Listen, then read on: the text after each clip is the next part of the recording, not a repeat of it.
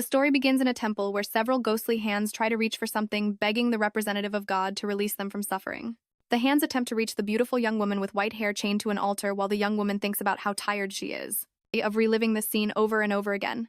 This scene is the only future she can see for herself, a future that results in her death. As she thinks, the ghostly hands continue to torment her, begging her to bless them. One of those hands grabs the girl's neck and starts to squeeze it tightly. With tears in her eyes and almost as if it were her duty, the young woman begins to say blessings, wishing happiness to everyone. She opens her eyes in despair and agony. A giant imposing male statue watches everything, saying to the young woman that he should be the one to bless her. This monstrous statue calls her my wife, and upon hearing that, despair fills the young woman's eyes. The young woman then wakes up from her nightmares panting and clearly frightened. A couple of believers kneel before her, calling her Your Holiness and asking if she is all right. The faithful waiting for the young woman's blessing whisper among themselves, noticing how shaken she suddenly became. The hand that is uncovered glows subtly, and the young woman, whose name is Nomi Bella and is the protagonist of this story, tells us that she has to see the fate of those she touches, and people believe that she was blessed directly by God himself. That's why she is known as the wife of God, but she is limited to doing only what the clerics order her to do, making her feel cursed for being forced to give only false blessings to the people. After touching the peasant woman's face, she announces to the woman that she will receive good news soon. The couple thanks her in tears because they will finally be able to have children. The protagonist responds that it's all by the mercy of the god Olak, but her face shows clear dissatisfaction. She finishes her blessings and dismisses the couple. We've barely started and I already feel sorry for this girl, looking with sadness at the couple because she knows that even though the couple will get pregnant, their child will be born dead. But unfortunately, she can't say that. She must obey the clerics and only tell the good part. A cleric approaches and bows to the priestess, calling her. He says that it is their duty to keep an eye on everyone and also on her gift of prophecy, so that this talent will not be corrupted by the stains of the world. We can faintly see the big money these clerics make. It's not a small amount, right? The cleric says that she may go home and that he will take care of the remaining faithful. She replies that she wants to take a walk and asks if it's all right for her to do so, reinforcing that she believes it will purify her. Responding to her request, he says, "Do not change your clothes and don't socialize with anyone outside." Adds the protagonist, already knowing her restrictions. He finishes his instructions by reminding her that she must return in 30 minutes. If she is the wife of God, shouldn't she be the one giving orders? Our prophetess walks away sadly, poor thing. As soon as she leaves, the cleric calls a younger priest and orders him to follow her and keep an eye on her. As she walks, our protagonist tells us that every year on their god's birthday, the citizens go to the temple to celebrate. At that time, she sees everyone's future, but can only reveal what the preachers allow. People leave many gifts in the same place, where she will be sacrificed in the future. Returning from her thoughts, she believes it would have been better if she had never been born with this ability. I'm already crying here. Some children call out to her from the gate, saying she dropped her glove. She was so lost in thought that she only noticed it now. Going to the gate bars, she thanks the little ones, and they recognize who she is. They are amazed by her, especially by her beauty. I think they're kind of right, aren't they? It is also revealed that only those considered worthy can enter the temple, implying that this little trio never had the chance to see her before. Curious, one of the children asks if it's true that she can see the future, and one of the boys replies that of course she can't. The others get angry with him and tell him to apologize to Her Holiness. The prophetess laughs and says it's fine, but the boy's words make her think of a believer who once said something similar in the past, but at that moment a man soaked with water appears, approaching our protagonist. He shouts the prophetess's name, which we now know is Nomi Balan. He says that so this is where she's been hiding. He calls her a witch while Nomi looks shocked. "What did you do to me?" the man asks. The scene cuts to the same temple, but 1 year earlier. We see that the same young man was questioning the other about why they were visiting the temple, since their intention was to visit their great-aunt. The other replies that the elders asked him to bring a gift and offering to the temple as a representative of the family. The young man opens the box, looks at the golden jewels, and makes a sly expression, implying that he would never waste so much money on donations. And in a way, he is surprised that the elders entrusted such treasure to a greedy scoundrel like him. He then slams the chest shut, irritated, thinking that if the elders had all that money, they should use it to try to recover the stolen family inheritance. Still angry, he begins to speak loudly, questioning the sanity of the people in that place for wasting money on mere superstition. He says the clerics are getting fat off others' backs, while his companion tells him to calm down and be careful with what he says, reminding the young man that it's been 3 years since their great-aunt passed away, and it's thanks to the god Olak that they are alive and safe. He continues with a somewhat astrological tone, saying that Ursa Major has aligned with Libra. Then he concludes by saying that ever since the energy of Olak filled the heavens and the earth, they can follow their paths without getting lost. The other retorts that in fact they can find their way because of the North Star that is visible when the sky is clear. He then suggests dividing all that money between them instead of actually delivering the offering. Our clever young man intends to make sure the elders never find out what really happened. We discover that the scoundrel's name is Theo, and his relative reminds him that he must remember they are there to represent the family. Theo thinks this is all nonsense, complaining a lot about being forced to bring the offering because according to him, his cousin didn't want to wait in line. When his turn comes, someone greets him. But he's lost in thought and doesn't pay much attention. He looks in the direction of the voice completely surprised and mesmerized. Noemi greets him and asks him to say his name.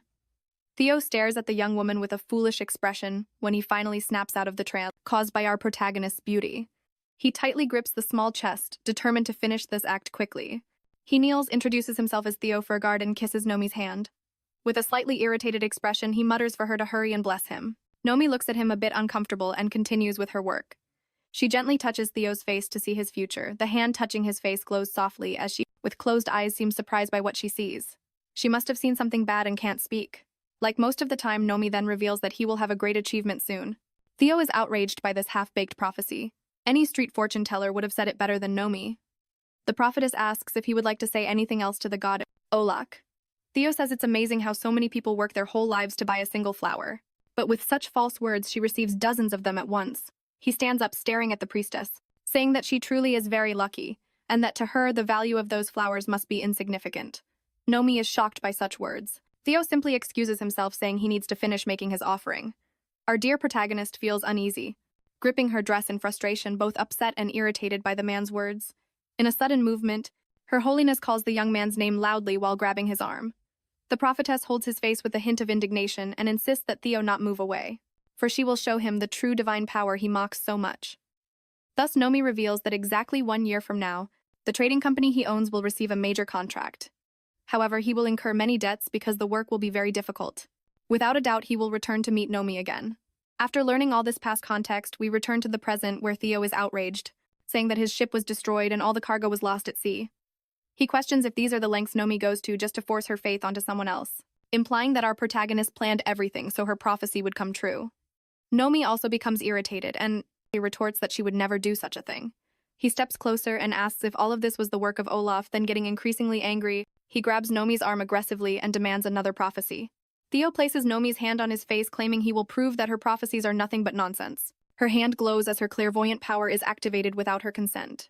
In her vision, Theo's hand gently touches the back of her neck, pulling her close and kissing her intensely. But both of them seem surprised by the kiss, yet the look of surprise quickly shifts into one of burning desire as their lips part. My God, a kiss. Could they unexpectedly become lovers, or is Nomi just delusional? To our disappointment, that was only a vision. Back in reality, Nomi looks at Theo both frightened and embarrassed, wondering to herself if that was really a vision of his future, or perhaps her own. Slapping Theo's hand away, Nomi steps back and looks at him with a confused expression, because until now, the only thing she had seen in his future was only death. But to everyone's misfortune, someone calls out to Nomi, and she snaps out of her almost hypnotic state. A cleric appears very angry that she is talking with an unknown man. Nomi realizes that the priests have been following her and never give the poor girl a single moment of peace. So she asks herself if she should return to the temple, even knowing that it will mean being a mere sacrifice.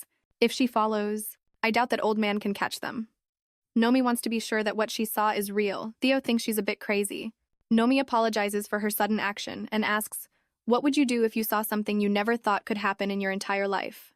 He replies that that's exactly why he came back to find her. The prophecy she gave him before came true, but Nomi is quick and notices that someone is approaching again, trying to ruin the moment. Nomi tells Theo to hide somewhere. In all that rush, poor Theo hits his elbow hard against the wall, and Nomi, never wasting time, pushes him into the alley, then she quickly enters to hide with him. The protagonist's move works perfectly, as the young priest loses track of them and thinks it was just the wind making noise. We return to the couple, and it seems that the same scene Nomi foresaw is happening. Indeed, the two end up kissing just as it was predicted. Nomi blushes slightly and can't believe this is really happening. The prophetess continues to have various visions involving her and Theo, to even start seeing things that can't be described here. When the visions end, Nomi gets carried away and even bites Theo's lip. The two of them, who are no fools, seem to have enjoyed what they did, but after the heat passes, Theo, embarrassed, asks why Nomi went crazy and bit his lip. He jokes, saying she should be a saint and not do that kind of thing. In front of them stands a familiar statue, so Theo quickly realizes they ended up right behind the temple, but Nomi doesn't care, asks them to do the same thing again. Naomi needs to confirm if what she saw is truly real, and says we need to kiss again, while Theo thinks the woman has completely lost her mind. It's all for science, trust her. Seeing this situation, I wouldn't really disagree with him, since Nomi grabs his shirt tightly and pulls him in. She reveals that she will show him what will happen to his trading company. The prophetess will show him everything he wants to know about the future if he gives her another kiss. Theo finds it a very strange offer just for a kiss. He suspects the girl is planning some kind of trick on him, but because he's not the type to waste time on nonsense. Two kiss for the second time and Nomi's visions appear again. Our protagonist can now see things more clearly. Both seem very happy with the life they share together in the future. They give themselves almost completely to the kiss, and Nomi is sure this is her future. She thought she could do nothing against the power of a god, but now she finally has a chance to live. Finally, Nomi reveals to Theo that his ship's supplies are at the bottom of the Iris River near the sandy cliffs, and continues speaking, if you want to know where the rest is. Come see me again tomorrow. This woman is way too bold. We continue our story on the night following the protagonist's meeting. Theo, jumping over the property gate, manages to secretly enter the place. He himself doesn't know why he's doing this. Just to meet a fraudulent prophetess. I think no one's stupid here. Everyone knows exactly why he wants to see her. Then the memories come back. He remembers that he went to look for the supplies, and they were exactly where she said they would be. Theo notices something strange at the place, so he decides to look around and investigate. He knocks on the door discreetly and Nomi opens it, recognizing her future beloved Sir Theo. The sailor comes in through the window completely exhausted, complaining that Nomi lives too high up. The prophetess becomes all sweet and happy that he actually came to see her. She shows him a book, and without any shame or hesitation, the woman asks Theo to sleep with her that night.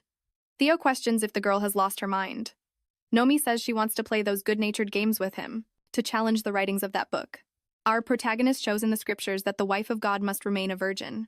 I don't want to be the wife of God anymore. Help me break free from this, exclaims the poor yet far from innocent Nomi. The prophetess even has the audacity to say that he doesn't need to stay the whole night, it's enough if they just do those acts. Theo never imagined he'd get himself into this just because of an offering at the temple. The sailor asks if she only wants to do that, or if, but Nomi answers that everything will be fine according to her visions. In a few years he will be holding an iron crown. He is confused about the iron crown and doesn't quite understand.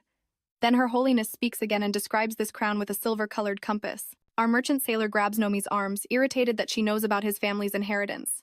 After that, Theo's suspicion of her begins to fade more and more.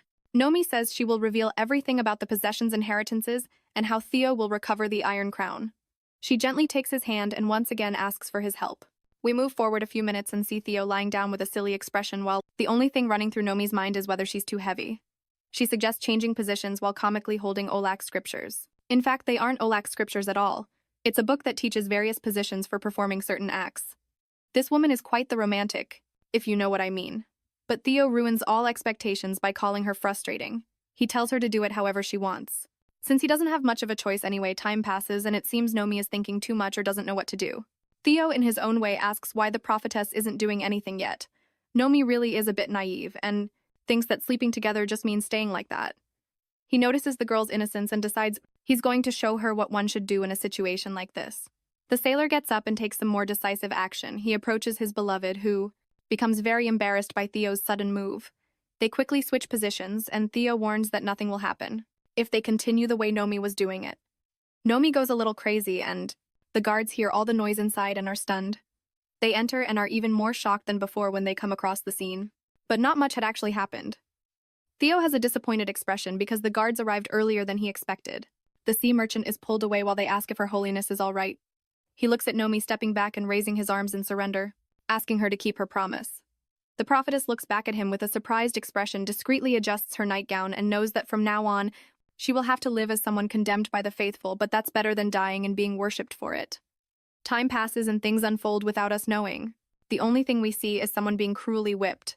Nomi witnesses the terrible scene and begs them to stop, realizing it's no use. She pleads more and more desperately for them to end that cruelty. Then the high cleric makes a signal with his finger to the executioner, stands up and begins to speak to Nomi. You are a woman who was offered to be the wife of God. This servant does not know why he is being punished because no one must know the sin she committed that night. This never happened, do you understand? One of the assisting priests arrives and says that Sir Fergard has already been warned to keep his mouth shut. The high priest says they are lucky because God turned a blind eye to it. For a brief moment, that bit of leniency already shows this religion is worthless. That old scoundrel continues saying that God was generous, so Nomi Belan is still the wife of Olaf even after the sin she committed. Thus, when the day comes that she reaches the proper age, the rites will take place as planned. After our protagonist's plan goes down the drain, Nomi warns that if she is placed impure on the altar, disasters will happen. She begs for that not to occur, but the priest shows his true face and says that a mere sheep raised to be sacrificed knows nothing about the will of God. Finally, he leaves complaining that she disrespected God and the clergy. even threatening her by saying she must stop contaminating herself and become a worthy wife of God. He finishes the sermon by ordering the prophetess to go to her room and reflect on her actions.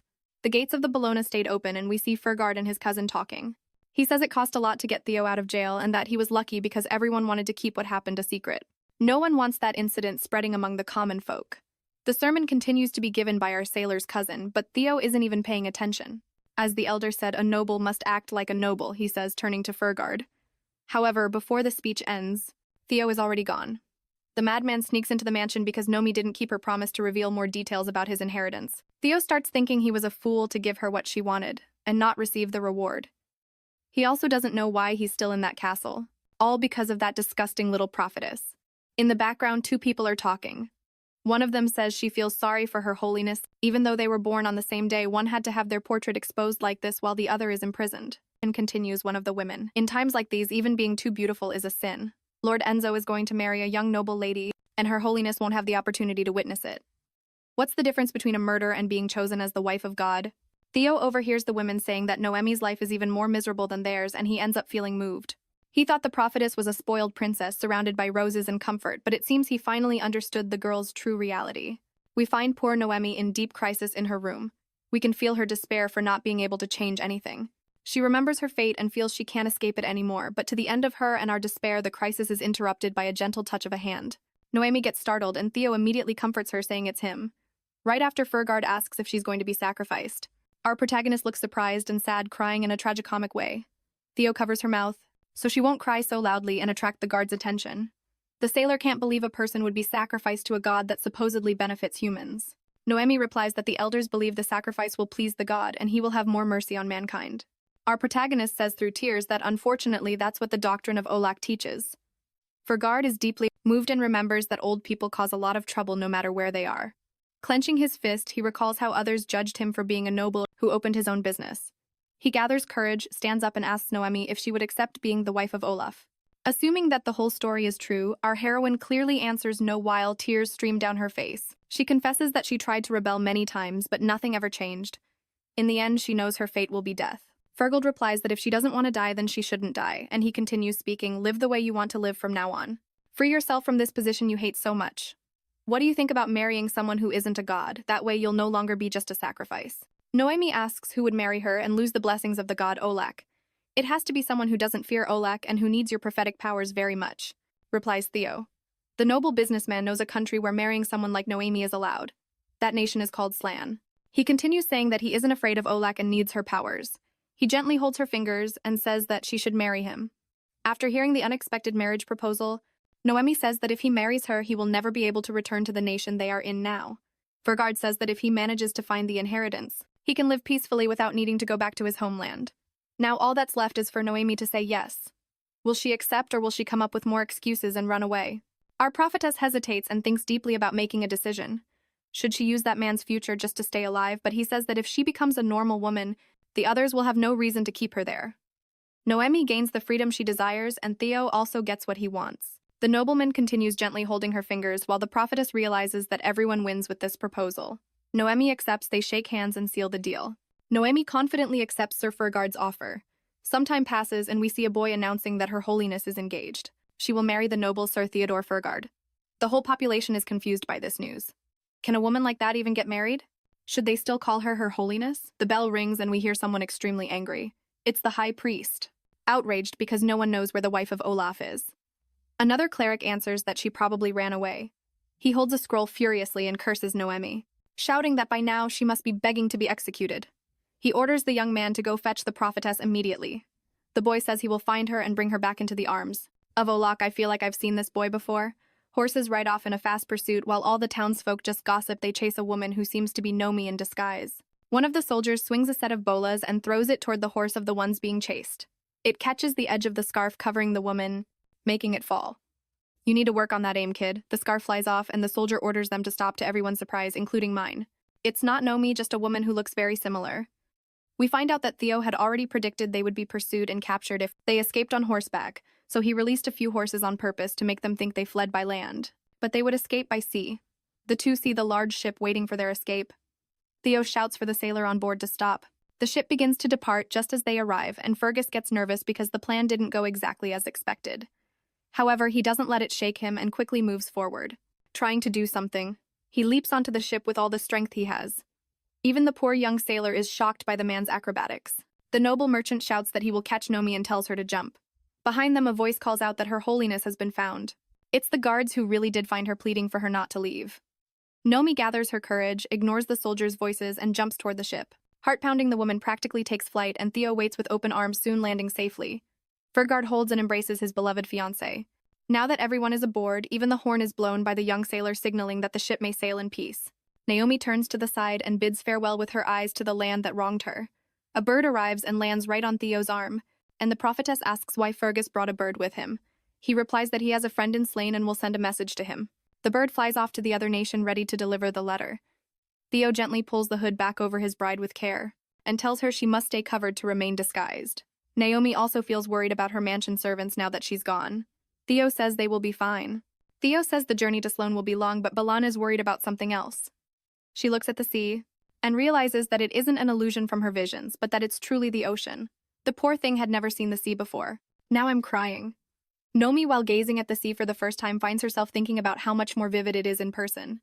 Even the air protagonist thinks that the sea air is a bit dirty, wondering if that is the smell of the ocean. Then a group of dolphins appears, leaping gracefully. As Nomi watches them, she says she's seen them in books and that they are whales. Poor woman, either she's a bit clueless, or the people who made those books fooled everyone. Nomi comments that they really do travel in groups, leaning more and more over the side of the ship. Before she can fall, Sir Theo holds her so that a tragedy doesn't happen.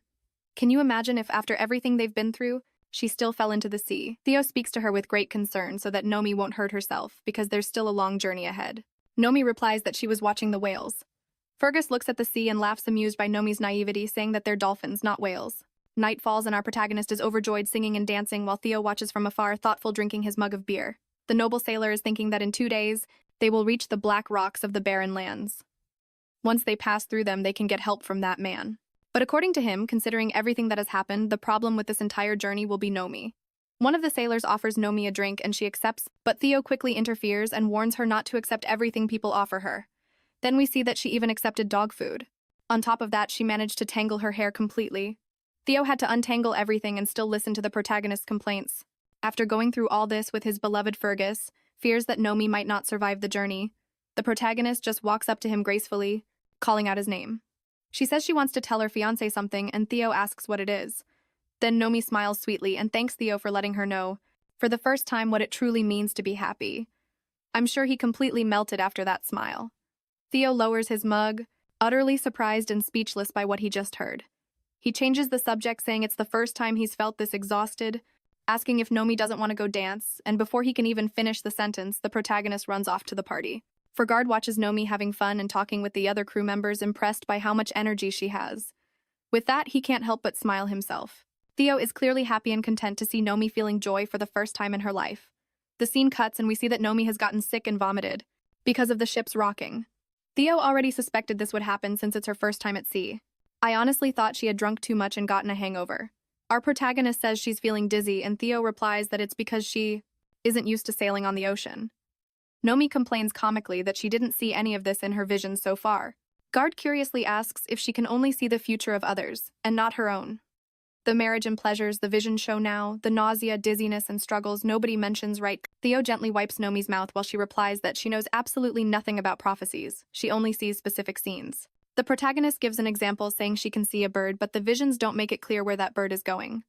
Then the noble merchant comments that it makes him a little uneasy, since she's a prophetess who doesn't know everything and he risked so much for her.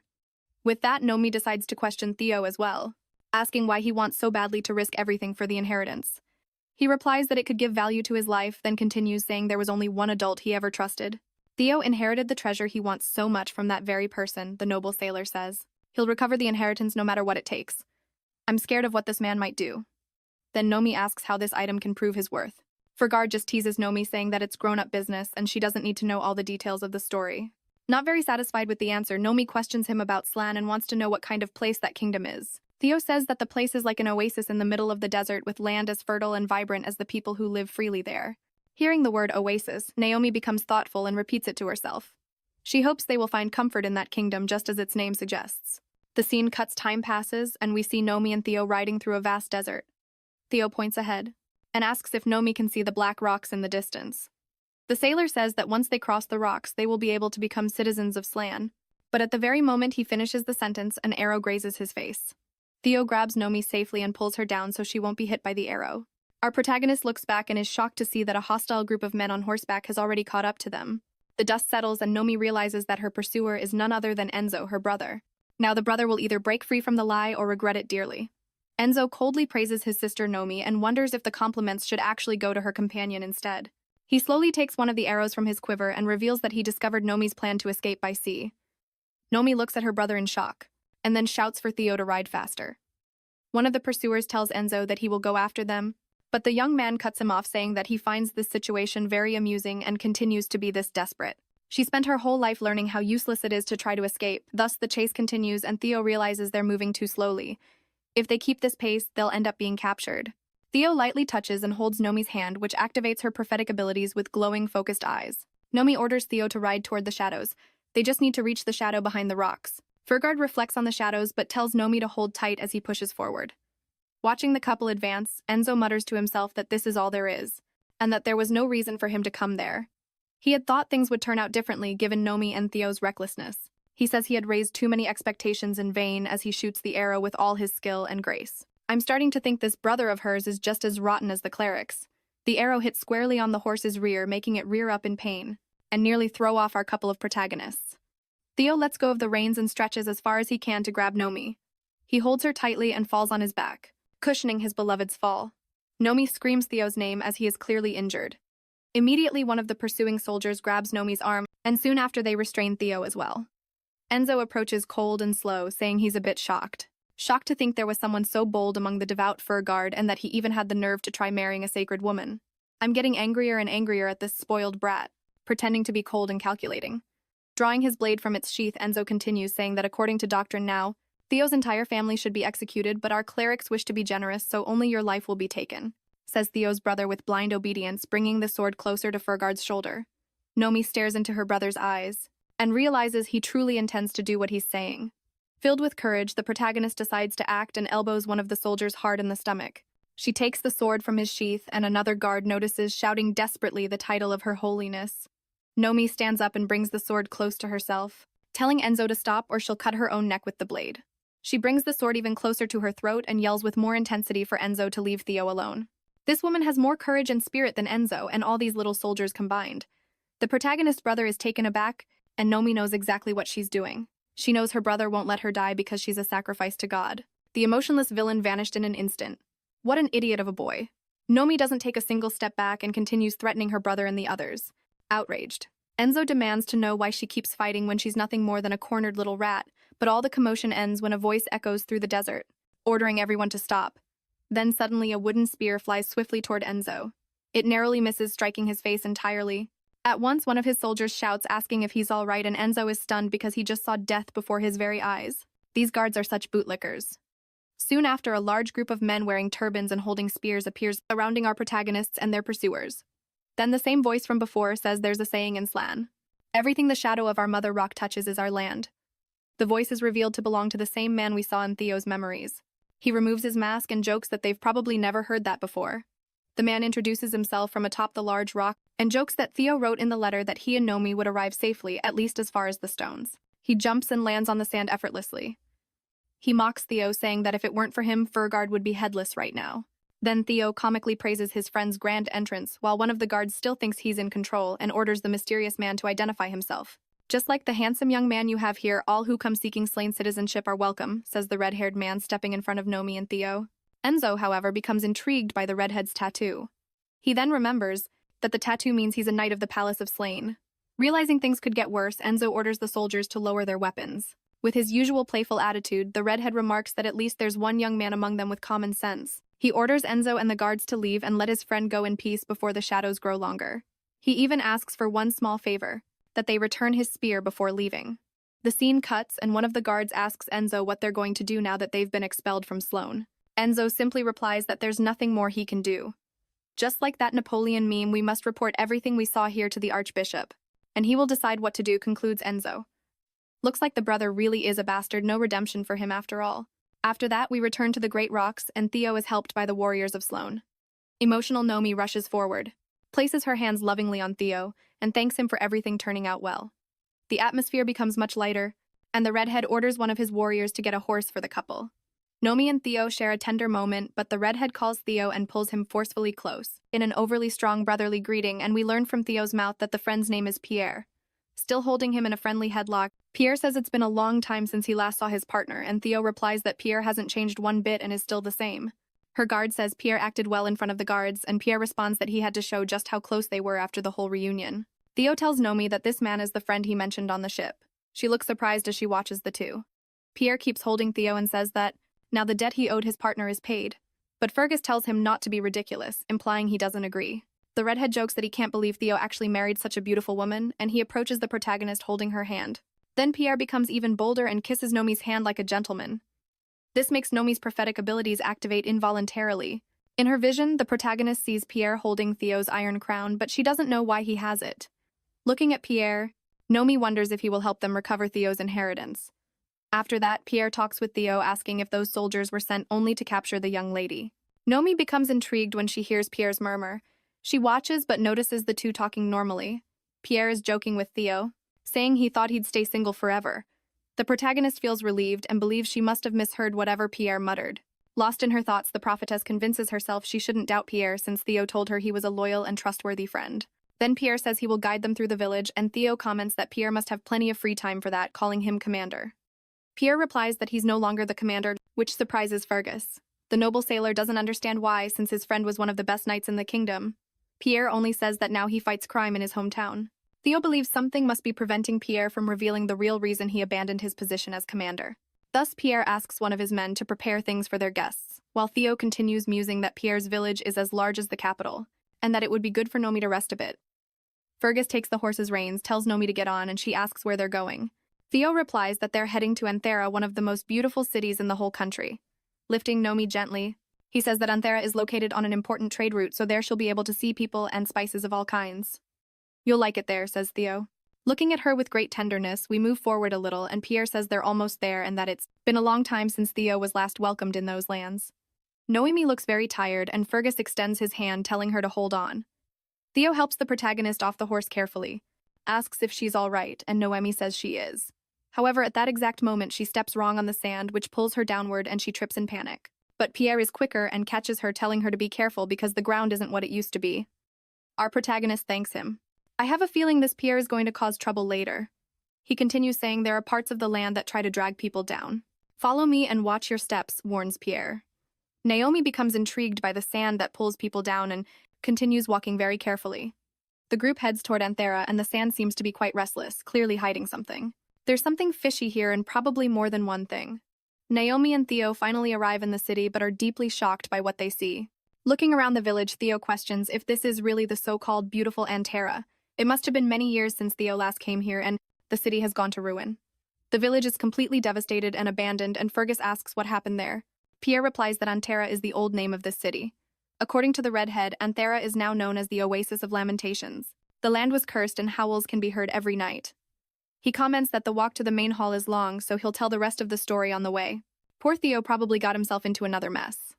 Then Pierre begins the story, saying that the Anthera Theo knew was from the time when the city was called the center of trade and commerce. The land was fertile and the water was plentiful. Everyone thought that wealth would never end until one day a letter arrived from the palace. From today onward, Anthera will be a cultivation site for the sacred flower Amathena and will be specially governed. Of course it had to be one of those absurd orders imposed by the folks up above. People started thinking they would earn the king's favor if they cared for the plants, but joy quickly turned into despair. Large quantities of water began to be consumed by the Amathenas, leaving the soil dry and ruined, and depriving the people of drinking water. In the end, Anthera became a wasteland, and even the flowers dried up and died. Merchants left one by one, and the city ceased to be a trade center. Pierre concludes by saying that what they see now is just the remnant of what was once the village. Theo murmurs the name of the sacred flowers and realizes that Amathena means white flower in the Slavonic language. He is shocked and remembers having seen that kind of flower before. At that very moment, Nomi interrupts Theo's thoughts and solves the riddle, lamenting that white flowers are a problem wherever she goes. Fergus swallows hard and remains incredulous and indignant at the situation. After that, we see Theo and Nomi in a tavern drinking and eating among the people of Slan. Nomi is quite cheerful, but Theo is worried, wondering if the amathanas are the same flowers people use to offer Nomi at the temple. And if he's right, Theo knows that the people of the kingdom must never find out that Nomi is a sacred woman.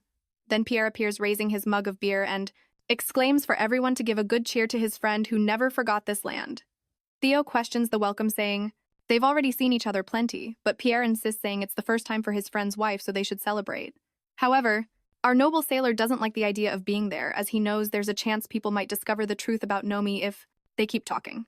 In all her innocence, Nomi plays with the children while Theo watches her and notices something. He sees that the Balon family insignia is engraved on Nomi's glove. Theo becomes even more worried that people might find out everything. With great subtlety, Theo recommends that Nomi take off her gloves. Fergus makes up an excuse, saying it's a matter of good manners in the country. Nomi looks at her own hands, while Theo says he'll keep the gloves for her. Right after that, Pierre sets a mug of beer on Nomi's table and asks what she does for a living. Pierre says she's the wife of a close friend of his, yet he knows nothing about her. Our protagonist prepares to answer, but Theo steps in first, saying that she's the daughter of an important family of royal officials. Fergus explains that they married in a hurry, and Nomi didn't get to make her social debut. He seems to understand the situation, but remains intrigued that Noemi is from such an important family. We return to the Old Kingdom, and one of the soldiers warns Enzo that the royal banner is passing by. The flag waves as knights in full armor ride past Enzo. The guard asks why the royal knights are passing through the city, and Enzo replies that it must be for territory reconnaissance, saying they should go and greet the knights. Then Lord Enzo greets the knights, and the one leading the group removes his helmet. That knight is Sir Hugo. He says he knew Enzo looked familiar and had heard that the noble's family was going through a lot.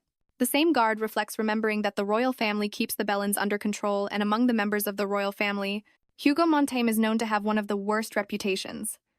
Enzo tells the guard that rumors travel faster than they seem, but this will pass soon. Hugo suspiciously looks into Enzo's eyes and then at the guard beside him. He asks if that's all and wishes luck to the young noble Balon. However, as he rides off, Hugo whispers to Enzo that his group is far too small compared to the prize there. After Enzo looks worried and thinks about Nomi, hoping she hides somewhere far away, somewhere so distant that he can't find her. He wants his sister to hide and protect from him everything that is most precious to her. So it seems Enzo hides a bit of hesitation deep down. After all, we return to the cheerful tavern of Sloane, where Pierre is arm wrestling and everyone around is stoking the fire. Theo wonders if he should take Noemi to rest, but she's all excited watching the arm wrestling contest. Fergus realizes this is the perfect opportunity to take Nomi away because Pierre is distracted. At that moment, a lady appears and greets the protagonist. She grabs Nomi and invites her to play, saying she'll have plenty of time with her husband later. Nomi barely responds, and the woman keeps dragging her, saying she needs one more person to play a special game they hold in the village. On the other side, Theo is called over and Pierre mocks him, asking if he's going to stand by his wife the whole time or something. I'm almost certain this will go wrong at some point. Pierre tells Theo to stop playing the romantic and challenges him to face him. So with no enthusiasm, Theo ends up accepting his friend's challenge. While they duel, Pierre mentions a saying in Slan, when two people fall in love, a hawk begins to circle above them. Then Pierre explains, the hawk is related to the child he will bring to the couple in the future. In a very comical way, Pierre asks if Theo has ever seen a hawk, and Theo replies that if Pierre asks any further, it will be considered harassment. But the mood completely changes, and Pierre says he would never dare insult a precious sacred woman. He says that her appearance, white hair and silver eyes, clearly shows which family she belongs to. The moment you heard the name of the flower, you should have known they were connected to them, Theo. How long do you intend to stay silent, says Pierre somber. The scene cuts and we see Nomi outside holding some little sticks, while other villagers encourage her to make a move in the game. Then Nomi throws the sticks on the ground and the others are impressed. There's an argument between a peasant couple. The man gets angry because he lost and even makes obscene gestures with his fingers. Naomi imitates him, and because of that and the whole game, the woman goes after the man. Our protagonist feels very happy and believes this is what it truly means to live. Little does she know more trouble is coming for the poor thing. I want to put her in a jar and give her nothing but the best after the game. The lady questions Nomi for being a noble girl and yet playing, drinking, and having fun. Nomi replies it's all her first time, but that she's enjoying herself a lot. The peasant woman says she's glad for the visitors. The man says the village could be like this every day if it weren't for the sacred woman. Nomi becomes curious, and the man continues talking about the sacred woman who serves the god Olak. He explains that this woman is a witch obsessed with Amathana and that their king must have been enchanted by her because he decided to plant Amathanas in the village.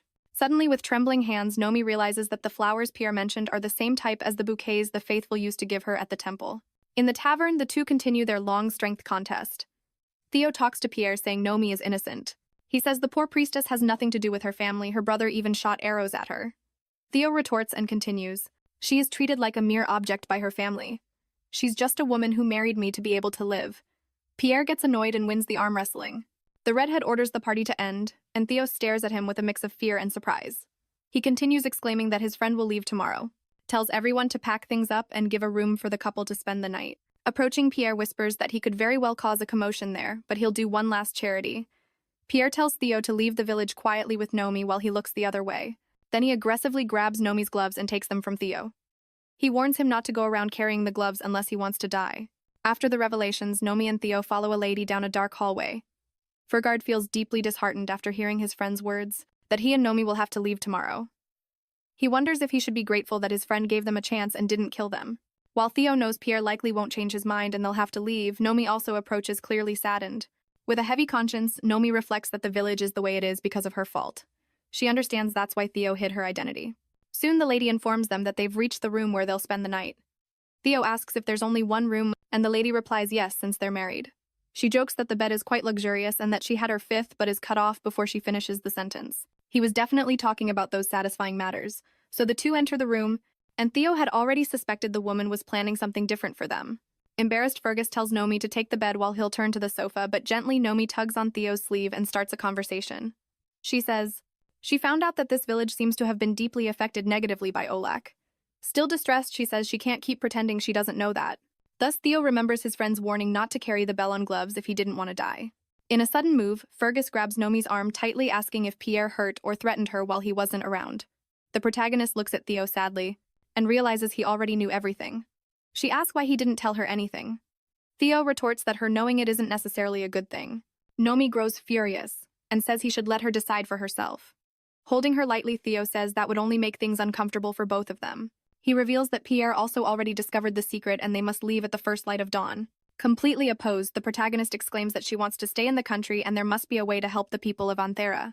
The noble merchant becomes more assertive and asks Nomi if she really believes those people want help from a sacred woman. He continues saying they're lucky no one has tried to harm her. Then Noemi remembers the villagers saying all the misfortune was because of the sacred woman. The only way you can help them is by leaving. As Theo coldly, Nomi says she doesn't care about any of that, she believes there must be another way to help. Ferugard questions, if living as a sacrifice wasn't already too much for her, why are you choosing again a life that's going to end up killing you, he shouts. With that, the two stare at each other in silence. The tension in the air is heavy. Trying to calm down, Theo says this wasn't his choice before, but now it is.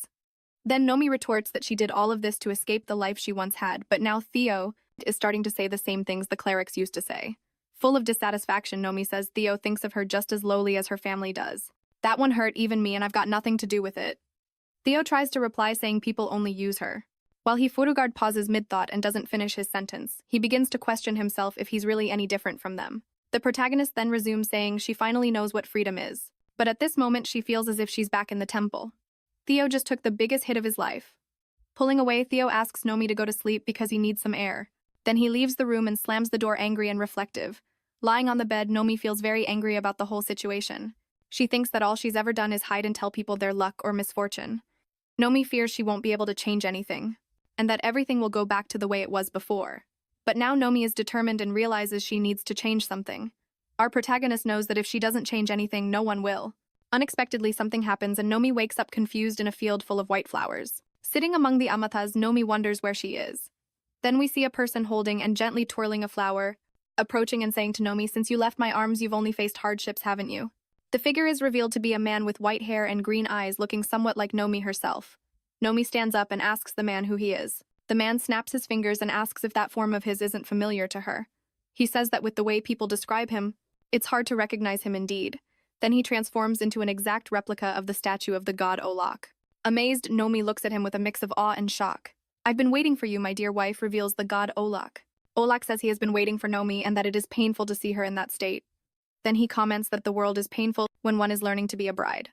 Walking toward Nomi, he says he was starting to get bored, that's why he decided it was time to bring the bride to his side. Olak approaches, almost touching Nomi's chin, and calls her back to the place she came from so she can wait for the day she will be wrapped in his embrace. Nomi looks at him with some surprise and calls out to him. As he responds willingly to the god's astonishment, Nomi says she will not return to him. The god asks why, and she replies that there was something wrong with the life she was living. Olak continues questioning, what is wrong with the life he gifted her? Our protagonist begins saying that during the time she lived as a holy woman, She ended up ruining an entire village and knowing that she cannot return to the same path she once walked. Olak slams his wooden staff into the grass and asks if she refuses to return and become his wife again. Crushing a white flower and emanating a threatening aura, he exclaims, "You will not follow the laws your God commands. Do you think you possess any freedom? I never gave that to you. No matter how stubborn you are, this is still my will. You are all mere puppets following the script I wrote for this world. Could Olak really exist, or is this just Nomi's delusion? Until yesterday, I thought it was all an invention of the clergy to control Nomi and the people." Olaf says that if he wants her to live, she lives, but if he wants her to die, she dies. The god asks if Nomi thinks he will make an exception just because she possesses special powers. In total despair, Nomi tries to argue, saying that the Holy Bible says that. She begins to quote the passage, but Olak interrupts her and recites it himself. God made man and breathed his will into him. Growing ever more threatening, Olak reaffirms that the will is his, not Nomi's. The evil god then challenges Nomi to confirm that for herself and see if free will truly exists. He goes on to say that he knows she wants to help the village, that he knows her desire is to help them regain everything they lost, water, for example. He reminds her, the guy is so evil, he even grew vampire fangs. Olek says it is indeed possible for her to do that. The god says that if she remains there, he will make the land into an oasis, but with one condition: in exchange for the water, someone will have to die. Then he says he wants to see if her will can surpass the story he has already written for those people. And he even mocks her, asking if that isn't fun. On the other hand, Nomi clenches her fists and says she will never gamble with other people's lives. Olaf retorts that he never gave her the luxury of choice. He threatens her, asking if she would like him to take everything from her. Bringing his fingers to her chin, Olaf says he is genuine and always does what he says, even if it costs his wife sadness. He approaches, nearly kissing Nomi's forehead, and wishes her sweet dreams and a good rest, warning that the protagonist will now have to fight against his prophecy. The god makes a gesture with his fingers and sends Nomi away. Then he bids farewell and tells Nomi that they will meet again soon. As the god departs, Nomi seems to fall into an endless void. However, she wakes up and finds herself in the arms of the redhead Pierre. Nomi asks why he is there, and Pierre simply watches her with a reflective look, gently touching Nomi's hand. Pierre apologizes for the misunderstanding. He explains that he was passing nearby and happened to hear a scream. In his memories, we see that this is exactly what happened, or was it really? Then he steps back and returns the gloves to Nomi. But as he wishes Nomi a good night, the small chandelier begins to sway strangely. Nomi screams, trying to warn Pierre, and almost at the same moment, the chandelier detaches from the ceiling at fatal speed. The chandelier shatters on the floor, along with a piece of the ceiling falling right in front of Sir Pierre, narrowly saving him from injury or even tragedy. Because of that, Pierre is extremely confused by the partial collapse of the ceiling. Nomi panics and already imagines what might have caused this incident. The protagonist remembers the god Olaf, saying that she will now have to face his prophecy. She looks at the broken pieces of the chandelier in the ceiling with disgust, knowing that Olaf's provocation has begun. Gathering the shards and debris with Nomi, Pierre tells her to try to ignore it, at least for tonight. He says it won't be a problem since she'll be leaving tomorrow. Nomi gathers her courage and gently asks Pierre to let her and Theo stay in the country for a few more days. Pierre hesitates a little and asks if she really believes he will accept the proposal. And with even more determination, she says she knows Pierre hates her and that she has no right to apologize. The redhead stands and coldly says that it's good. Nomi knows that and continues, "Then it's better that you leave." Watching Pierre turn his back and walk away, she realizes his hatred for her is as firm as the destiny Olaf gave her. But she refuses to give up. She clenches her fists and knows she can no longer live as she did before and do nothing. Then Nomi steps forward bravely and stops Pierre, saying, "Please allow me to do what I can before I leave." Once again, the woman shows she has more guts than all the men in this story. Our protagonist says she wants to use her powers to find what the village needs most, and continues, "I'm not seeking forgiveness. You can be angry and even curse me, but don't ask me to pretend my past mistakes never happened." Outside the inn, Theo continues to torture himself with his thoughts. He remembers the argument with Nomi when he said he didn't use her the way others did. Theo realizes he actually was using Nomi just like the others and doesn't understand why he feels so strange about it. Fergus exclaims, "It must be because Nomi wants to go back to being a walking sacrifice again." Another thought crosses his mind and he wonders if he should even be this angry about it. But the next second he gets irritated that Nomi is being so foolish. Voices echo in his head and he thinks their relationship is just a temporary one, and that he shouldn't care anymore. It's like the angel and devil arguing inside his head. Theo lets out such an anguished cry of confusion that even the passing cat's fur stood on end. He puts a hand on his conscience and can't understand why his emotions become so unstable when it comes to Nomi. "Just admit you love her already, my guy, stop being such a fool." Still lost in his reflections, he remembers Noemi confessing that she knows what freedom is now, but at that moment she felt like she had returned to the prison of the temple. He wonders, deeply upset, if that's really how Nomi feels, but all these thoughts are interrupted when Theo hears a noise coming from the inn. He walks around the place looking for the source of the crash.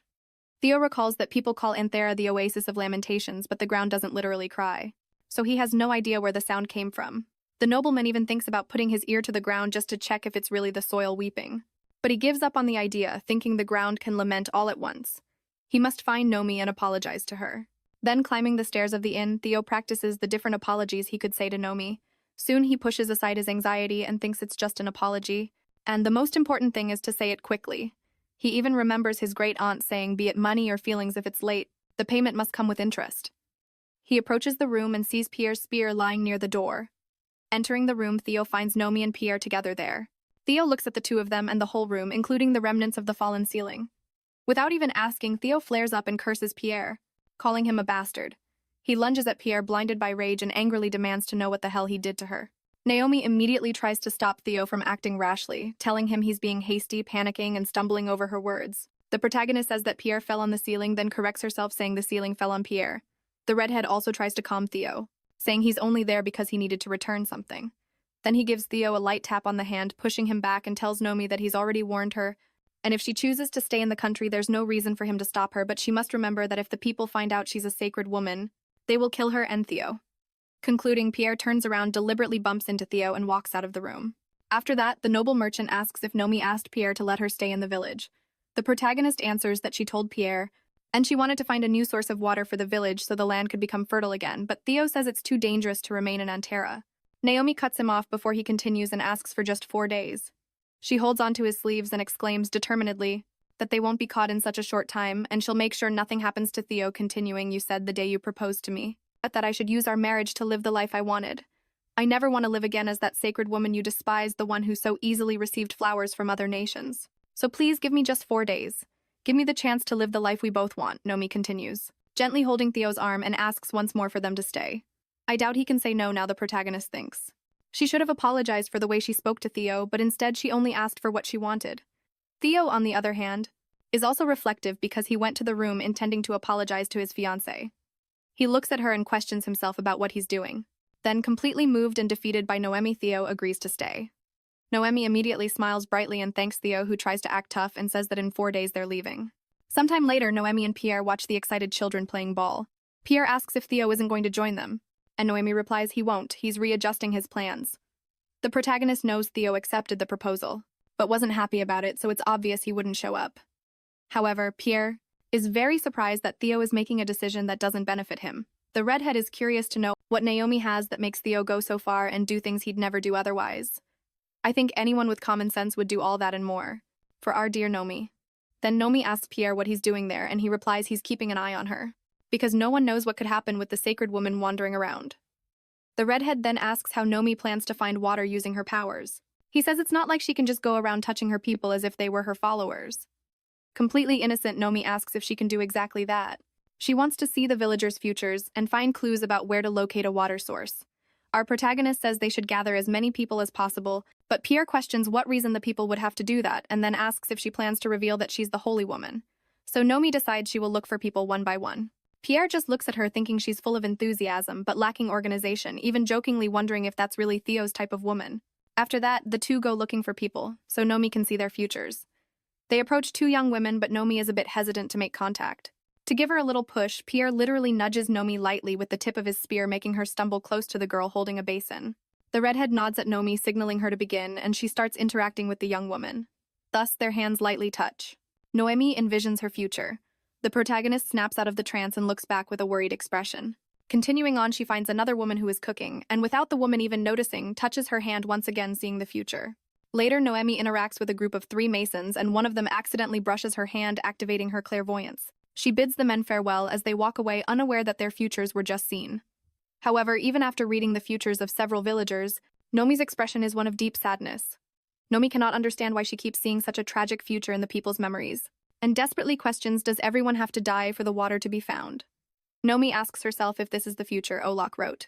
A future where everyone dies because of the path she chose. Lost in her visions, she ends up tripping again on the ground, and once more Pierre catches her before she falls, saying he already warned her that the ground drags people down, so she should be careful. At the moment Pierre holds her, Nomi's powers activate and she has a vision of his future. She realizes that even Pierre ends up dying in her visions. Sensing something strange about Noemi, Pierre tells her to explain what happened. The protagonist replies that she sees the same future in everyone, but only she knows that the future is filled with death. Then Pierre asks if her visions weren't enough to find water. However, Nomi cannot tell if what she saw were really clues leading to a water source, or merely threats from Olok. She starts wondering if there's no other alternative within seconds. Nomi seems to have found a solution, and looks back at Pierre. Our protagonist remembers that when she kissed Theo, she saw multiple futures, so if she touches people with her lips, she might be able to see further. I don't think this solution will be very orthodox. With that, she exclaims that there is another way. Looking at Pierre with all the excitement in the world, she says she can kiss people. Then we find out Theo went looking for Noemi but couldn't find her. He wonders if she went outside the village given how reckless she is, right? But as Theo walks closer, a group of children invite him to play, saying Pierre told them he's good at the game. Annoyed, Theo replies that he's busy and tells the kids to be careful with the ground while they play. The children get upset and start saying they heard he was mean and now they see it's true. One of the boys even comments that he feels sorry for Theo's wife. Theo gets angry and yells at the brats, but they just run off laughing at him while running away from Theo. A mysterious figure appears in front of them and stops the ball with his foot. They look confused and seem like they've never seen that person before. The figure reveals himself to be a boy around the same age as the group of children and greets them. The boy says he was just getting bored, then he asks if they'll play with him. Is it just me, or is this creepy kid actually Olaf?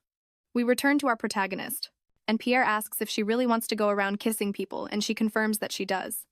Naomi explains that when she did that with Theo, she saw several other futures, and that's why she wants to use her lips on people. Pierre says they use kissing as a greeting in slang, but only on the hand or a brief touch on the cheek. Soon the redhead wonders why he's even taking Nomi's words so seriously. Then he says it's wrong because a married woman can't go around kissing others. However, Nomi replies that it's only so she can see the future.